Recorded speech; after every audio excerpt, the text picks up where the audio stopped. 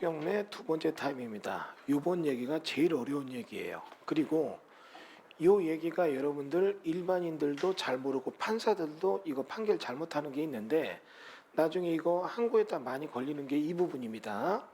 건축주 명의 변경의 함정.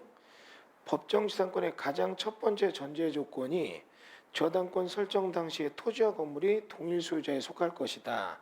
저당권 설정 당시 동일 소유자에 속하지 않으면 법정지상권은 성립되지 않는다. 다음은 실제 있었던 사건이다. 간단히 정리해서 본다. 일단 읽어볼게요. 읽어보면 여러분 설명 힘듭니다. 법정지상권 성립 요구의 독자들도 살펴보기 바란다. A 소유의 토지가 있다. B가 건축허가 착공신고를 했다.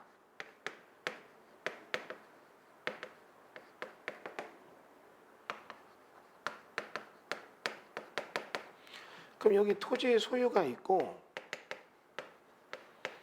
건축허가 착공신고를 했습니다. B가. 그러면 이건 누가 뭐래도 A와 B가 다르죠. 그럼 여기서 건축허가 받고 착공신고해서 건물을 다져서 사용승인을 받을 때까지 여기가 이런 식으로 해서 이 시점에서 지금 보는 것처럼 착공신고해서 사용승인 받을 때까지 B가 이걸 유지했다면 토지가 있고 건물이 존재하는데 둘은 일찰적이 없는 거예요. 법정지상권은 성립되지 않습니다. 그런데 A 소유 토지가 B가 건물을 지어 분양하기로 하였다. B 명의로 건축허가를 받고 착공신고를 한 후 건물을 짓다가 사용승인 전에 A에게 건축주 명의 변경을 하게 된다. 제법 큰 면적의 A 소유 토지에 분필을 하여 사도를 내고 단독주택을 지어 분양하는 방식이었는데 중간에 정상 과정을 거치면서 일부 분필 토지를 B 명의로 변경하고 일부 건축주 명의를 A로 변경하는 식의 과정을 거친 것이다. 이렇게 A로 건축주 명의가 되어 있는 해당 토지와 건물을 다시 C에게 팔게 된다. 장인 부족한 C는 해당 토지의 저당권을 설정하고 대출을 받아 A에게 대금을 지급하게 된다. 이후 이 저당권 실행으로 토지만 경매시장에 등장하게 된다. 건물은 사용승인 전이며 토지에만 저당권이 설정돼 있었다. 이때 많은 입찰자가 관심을 보였고 낙찰의 기쁨도 채 가시기 전에 잔금 납부를 포기하며 줄줄이 입찰 보조금을 날렸다. 자칭 이름만 대면 알만한 고수들도 여기에 손해보면서 휩쓸려 들었었다. 해당 입찰자들은 토지의 현재 소유주가 C라는 것을 알고 있다. 토지 등기부 등본을 보면 이에 해당 건물의 건축허가 착공식을 누가 받았는지 여부를 지자체 담당 공무원에게 물었고 담당자는 B가 건축허가 받았고 B가 착공식을 했음을 말했다. 토지는 A에서 C로 변경되고 건축주는 B이다. B의 소유권 인정과 함께 설정된 저당권 설정 당시 건축주는 B인 것이다. 토지와 건물 소유자가 다르다. 즉 법정지상권이 성립되지 않는다는 결론으로 낙찰을 받았고 결과는 보증금을 날렸다.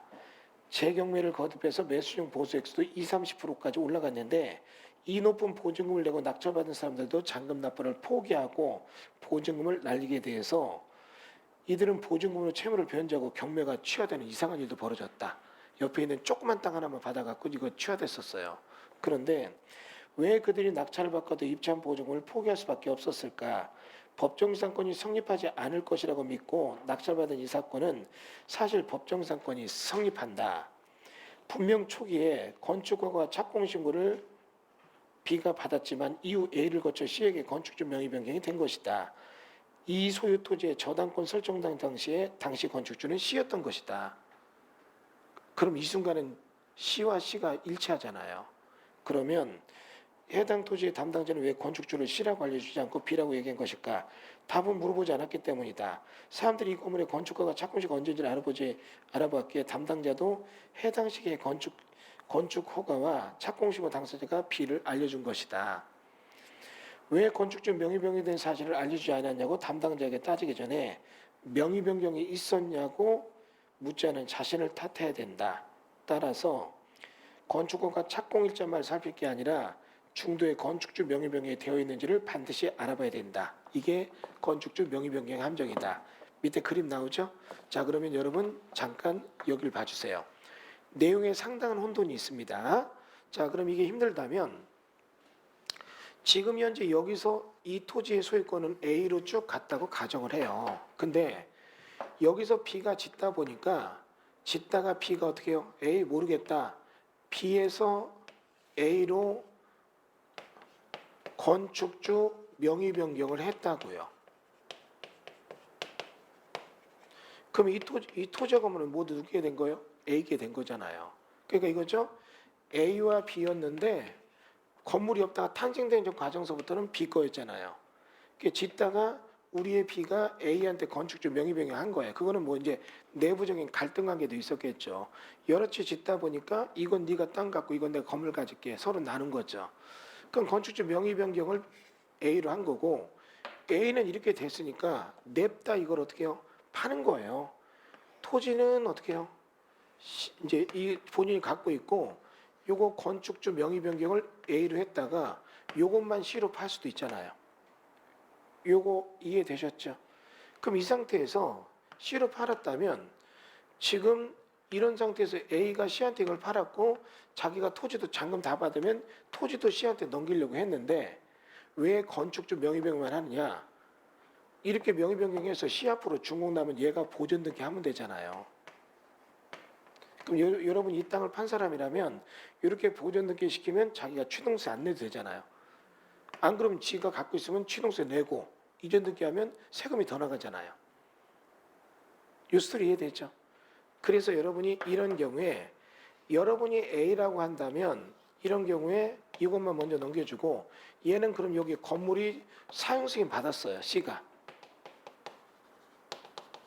이거 이해됐죠?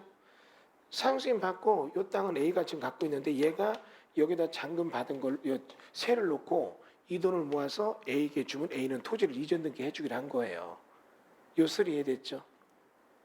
그랬는데 이런 경우에 우리 보는 것처럼 얘가 이거를 안 주니까 A는 여기저기 정산을 못하니까 A의 땅이 경매 나오는 거예요. 그럼 경매 나오게 되면 이거는 법정상권이 성립이 안 되는 걸로 보이잖아요. 왜냐하면 물어보면 C의 땅에 B로 건축허가 받고 C가 사용승인 받았다고 하니까 그럼 땅 주인은 계속 A였잖아요. 문제 없다. 치고 들어갔죠. 치고 들어갔더니 이쪽에서 이제 C가 A, C 된 걸 얘기하면 완전히 세됐어요. 요거 이해되시죠? 그러니까 물어볼 때 여러분이 A의 땅이면 이게 C이면 건축허가 누구로 받았느냐? B요. 사용승인 누구로 받느냐? C요. 그럼 B에서 C로 갔구나. 이렇게 생각하면 안 되고 명의 변경 과정에서 누가 가운데 꼈느냐 봐서 꼈으면 그때 땅 주인과 일치하는 게 딱 걸리면 이때 토지가 있고 건물이 있었죠. 이해돼요? 그 저당권이 이때 들어왔다면 문제가 없지만 저당권이 이때 들어왔다면 토지가 있고 건물 존재했고 저당권 한쪽에 토지만 들어오고 여기가 이제 땅은 대출이 없었는데 여기 어떻게 해요? 강제경매 기입등기가 들어온 거잖아요. 그럼 얘가 맞수기준 권리가 되는데 여기 보면 A가 토지 위에 A 토지 위에 A 건물이 있고 여기 저당권 뒤늦게 들어왔고 여기 이제 넘어왔다면 얘는 법정상권 성립되잖아요. 이거 이해되셨어요? 그러니까 이런 경우가 있으니까 건축주 명의 변경의 함정을 꼭 기억해야 된다. 그 얘기라고요. 이거 이해되셨어요? 이 부분이 체결할 때 제일 어려운 거고 제가 그래서 우리 직원들이 토지만 경매 나왔고 위에는 뭐 누구입니다 하면은 그럼 얘가 짓다 건축주가 누구냐? 그러면 어떻게 해요? 건축허가 누구한테 받았느냐? 착공식은 누가 했느냐? 그리고 쭉 올 때 건축주 명의변경 누구 했느냐? 이것까지 다 조사를 시켜요. 이거 중에 하나가 걸리면 문제가 되니까요. 이거 이해되셨어요? 자, 이런 부분에 대해서 여러분이 조사를 하시고 문제가 있다면 이건 어떻게 해요? 상당히 주의해야 되는 얘기죠. 아시겠어요? 이거는 지금도 건축을 좀 안 해본 분들이 토지만 경매 나오면 법정상권 따질 때 자기들 기준으로 따지면 꼭 문제돼요. 이런 경우가 드물지만 가끔 있거든요.